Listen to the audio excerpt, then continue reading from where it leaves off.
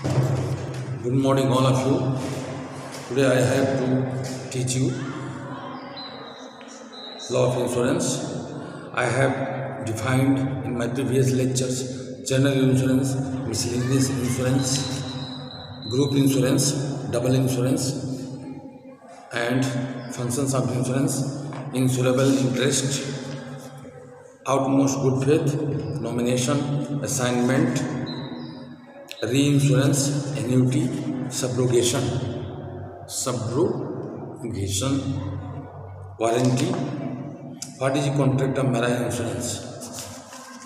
What is contract of marine interest? Today I have to start बीमा premium की अदायगी के समय में अनुग्रह दिवस क्या?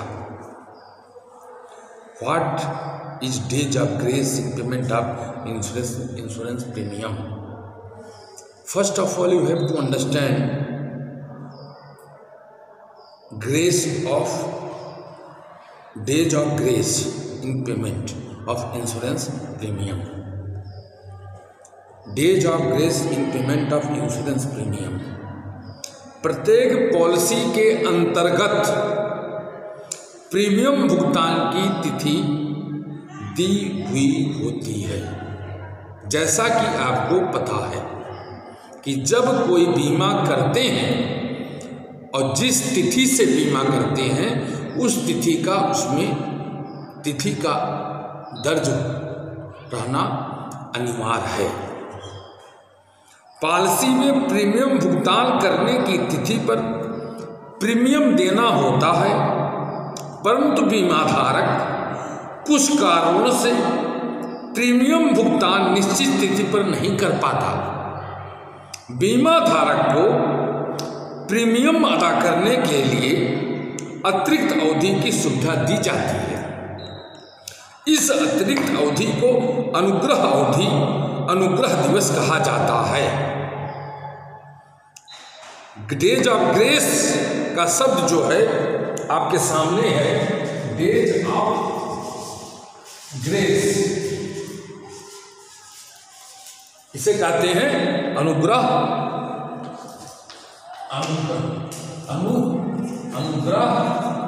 अवधि। क्या कहते हैं? अनुग्रह अवधि। जैसे आपको कोई बीमा का समय दिया गया, एक तिथि है 18/2/2020, तो दूसरा बीमा 18/1/2021 में जमा करना है। इसी तिथि पर बीमा को आपको जमा करना है। लेकिन अगर आप जमा करने में विलंब करते हैं तो विलंब की प्रक्रिया के लिए आपको एक सहूलियत भी दी जाती है। उस सहूलियत को कहा जाता है डेज ऑफ ग्रेस, अनुग्रह अवधि। उस तिथि से 1 महीना की तिथि तक फिर बीमा आप दे सकते हैं, जमा कर सकते हैं, उस पर कोई पेनल्टी नहीं लगेगी। लेकिन जब 1 महीना की तिथि बीत जाएगी तब फिर पेनल्टी आपको देना पड़ेगा। बीमा धारक को प्रीमियम अदा करने के लिए अतिरिक्त अवधि की सुविधा दी जाती है। इस अतिरिक्त अवधि को अनुग्रह अवधि या अनुग्रह दिवस कहा जाता है। सामान्यतः यह अनुग्रह दिवस 1 माह की होती है। Just I am telling.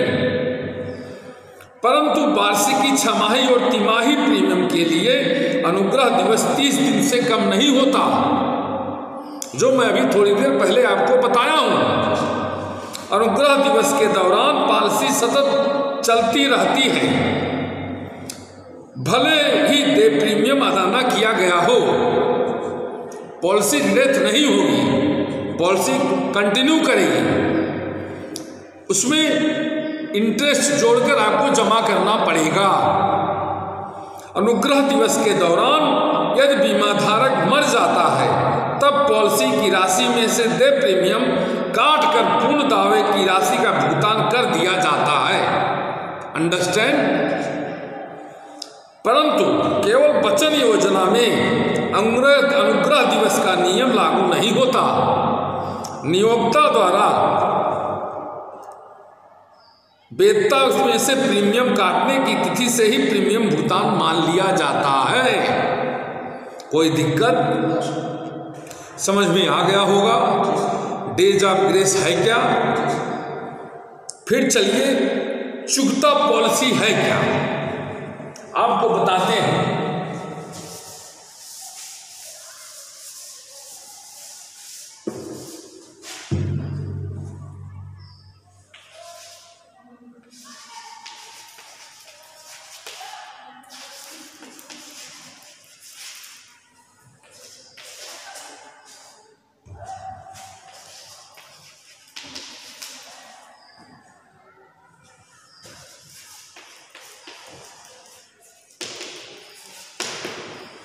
Paid of policy. चुकता पॉलिसी वह पॉलिसी है जिसमें 3 वर्षों का बीमा प्रीमियम पूर्णतः अदा कर देने के पश्चात बीमा पॉलिसी कालातीत हो जाए। बीमा पॉलिसी के कालातीत हुई वह पॉलिसी स्वतः चुकता हो जाती है। कोई प्रॉब्लम? परंतु चुकता पॉलिसी से तात्पर्य ऐसी पॉलिसी से है जिसमें कुल देय प्रीमियम किस्तों में से किसी किस्तों अदा की गई हो, उसी के अनुपात में बीमित राशि को घटा दिया जाना और उस घटे मूल्य तक पॉलिसी को जो जीवित रखना है, पॉलिसी मरने न पाए। घटी हुई बीमित राशि को चुकता मूल्य कहा जाता है। बीमा पॉलिसी के चुकता होने के फलस्वरूप उसको चुकता पॉलिसी कहा जाता है। चुकता पॉलिसी में बीमा धारक प्रीमियम देने के दायित्व से मुक्त हो जाता है। बीमित राशि का हटा दावा होने पर बीमाकर्ता दावेदार को चुकता मूल्य का भुगतान करता है। यदि वह पॉलिसी लाभ सहित है तो कालातीत होने की अवधि तक का बोनस भी दिया जाता है। कालातीत का मतलब जब तक पॉलिसी चलती है तब तक बोनस मिलेगा। क्या हुआ? गुड। किंतु पॉलिसी चुकता होने के बाद घोषित बोनस इस पॉलिसी पर प्राप्त नहीं होता है। चुकता मूल्य का निर्धारण कुल चुकाए गए प्रीमियमों और कुल देय प्रीमियमों के अनुपात के आधार पर निर्धारित किया जाता है। अर्थात चुकता मूल्य चुकता प्रीमियम की संख्या, कुल देय प्रीमियम की संख्या, बीमित राशि। What is revival policy?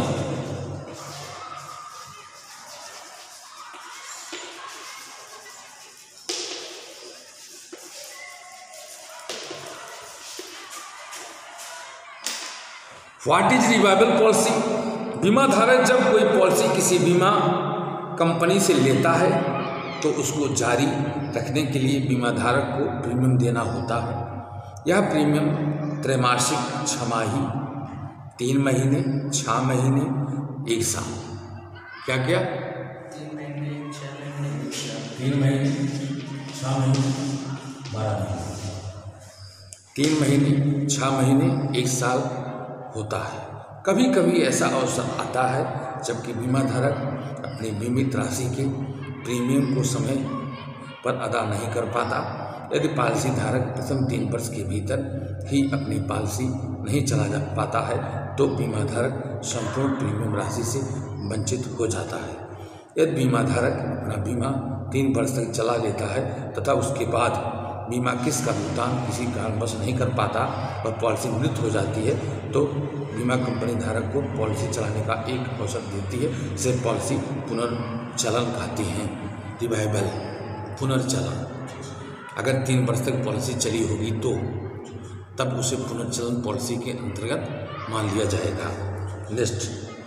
पुनर्चलन के लिए निम्नलिखित 4 योजनाएं हैं। साधारण पुनर्चलन योजना, विशेष पुनर्चलन योजना, किस्त पुनर्चलन योजना, ऋण के साथ पुनर्चलन योजना, धन मनी बैक पॉलिसी। ये बहुत जरूरी है आपके लिए।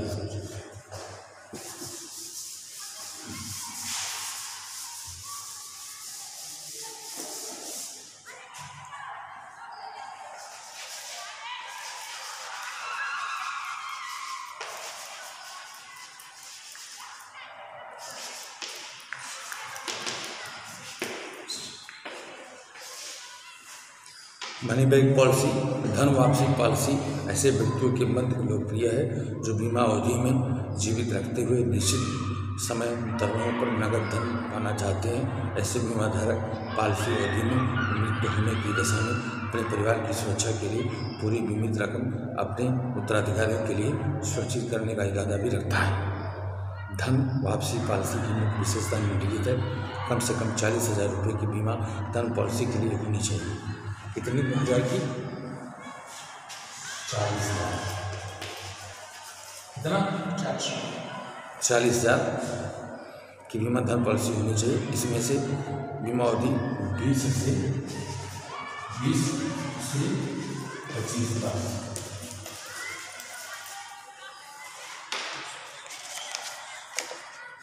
बीमा धारक की आयु कम से कम 31 वर्ष होनी चाहिए। उक्त बीमा पॉलिसी में प्रत्येक 5 वर्ष बाद बीमा राशि का 1/5 भाग तथा अंतिम बीमा विधि में बीमित धन का 2/5 भाग बोनस के साथ प्रदान किया जाता है। बोनस प्रदान किया जाता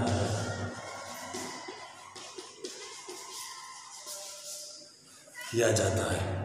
what is contract of marine insurance? बहुत इंपॉर्टेंट चीज़ है बेटा, जीवन भर याद रखे रखना।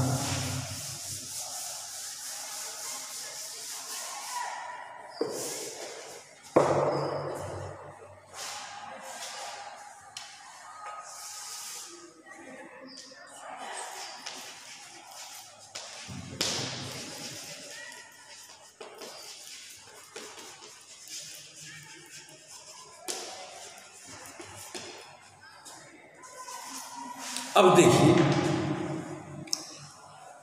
समुद्री बीमा संविदा क्या? समुद्री बीमा जैसे आप शारीरिक बीमा, गाड़ी का बीमा, जैसे आप वाहन बीमा, धन बीमा, पशु बीमा, घर बीमा, वस्तु बीमा इत्यादि आदि चीज़ों का जो बीमा कराते हैं, उसी तरह समुद्री बीमा की संविदा है। वो क्या है? समुद्री बीमा की संविदा है क्या? समुद्री बीमा संविदा की परिभाषा समुद्री बीमा अधिनियम 1963 धारा 3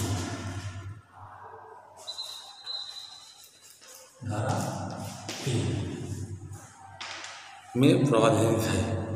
धारा 3 के अनुसार समुद्री बीमा का संविदा एक करार है जिसके द्वारा बीमाकर्ता बीमाधारी की उस ढंग से और उस बीमा तक जहाँ तक सहमति हुई है समुद्री हानियों के विरुद्ध, अर्थात वो हानियाँ जो समुद्री जोखिम की अनुषंगिक हानियाँ हैं, क्षतिपूर्ति करने का वचन देता है।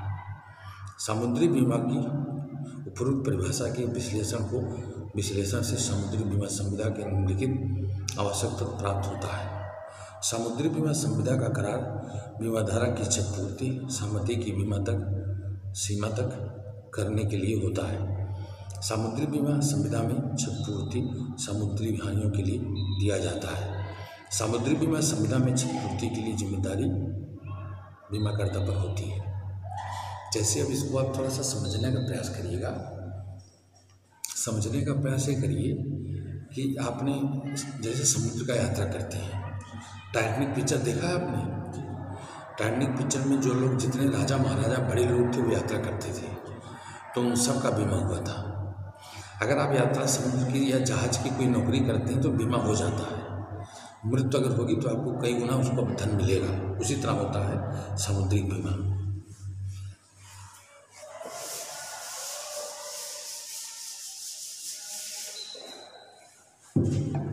अब आपको बताने जा रहे हैं what is subject matter of marine insurance.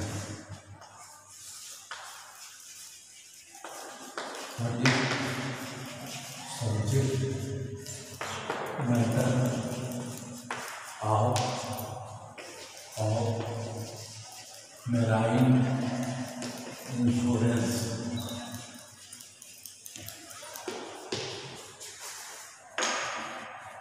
कलम है, कलम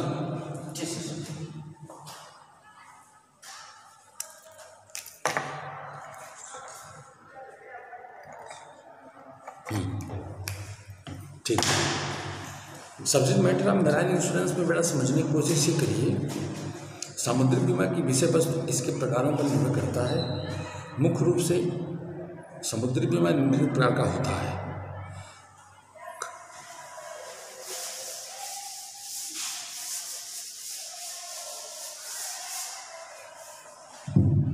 नंबर 1 कार्गो माल बीमा। कार्गो माल बीमा। नंबर 2 पोतकय बीमा। पोतकय बीमा। अब देखिए 2 है, कार्गो माल बीमा, पोतकय बीमा। कार्गो माल बीमा की विषय वस्तु में निम्नलिखित आते हैं। महासागरीय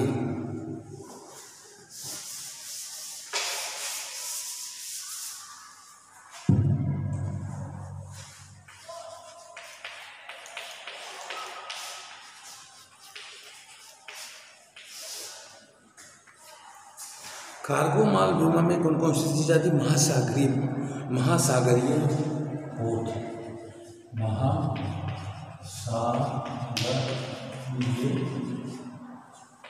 पोत। नंबर 2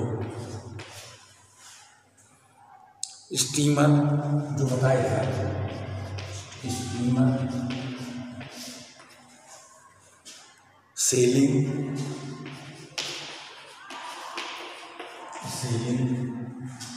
नाव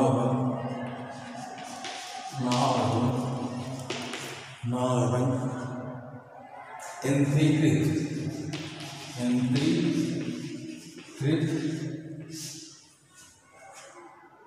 नाव।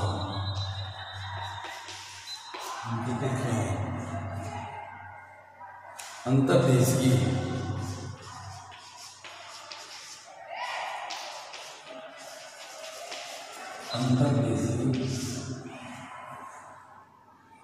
पोत एवं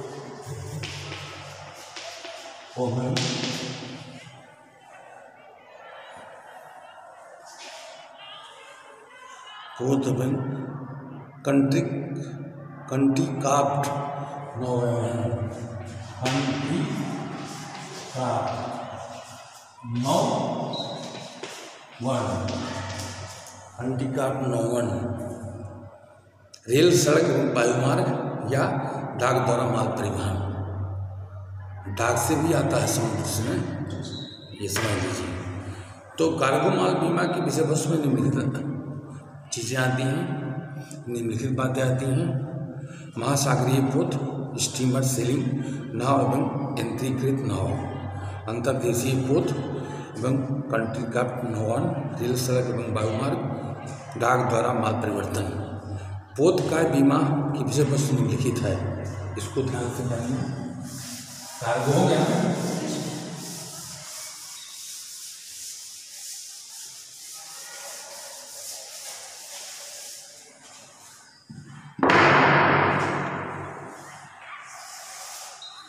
अब आपको बता दें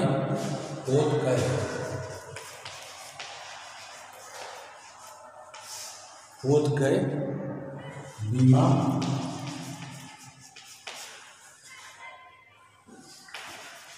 की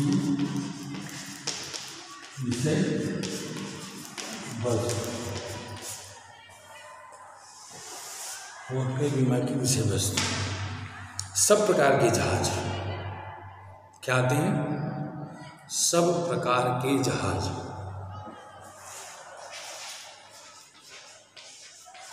सब प्रकार के जहाज।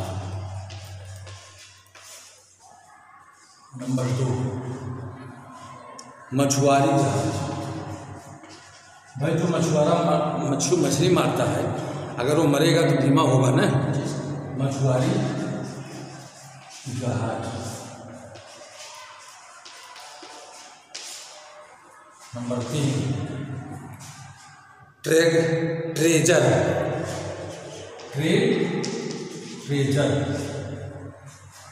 टंग, लांच,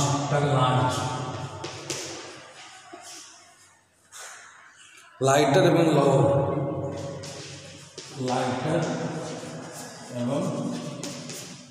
लॉन्ग, कार्गो नाव एवं कंटिकाफ्ट, कार्गो नाव एवं कंटिकाफ्ट, कार्गो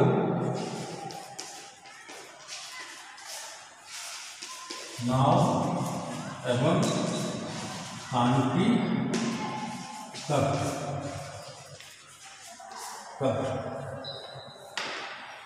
निर्माणाधीन पोत एवं पोतकस है,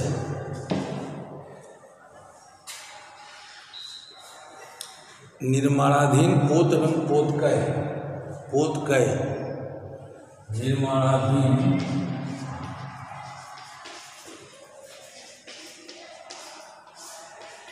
एवं पोतकय,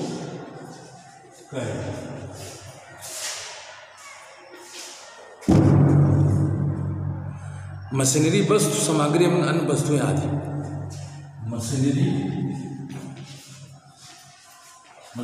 वस्तु एवं अन्य वस्तुएं आदि, मशीनरी वस्तु एवं अन्य वस्तुएं आदि। अब इसको ध्यान से सुनिए। पोतकय बीमा की विषय वस्तु निम्नलिखित है। सब प्रकार के जहाज, मछुआरी जहाज, ट्रेजर टग, लॉन्च, लाइटर एवं लॉर, कार्गो नाव एवं कंटिकाफ्ट, निर्माणाधीन पोत एवं पोतकय, मशीनरी वस्तु सामग्री एवं अन्य वस्तुएं आदि। Today I have discuss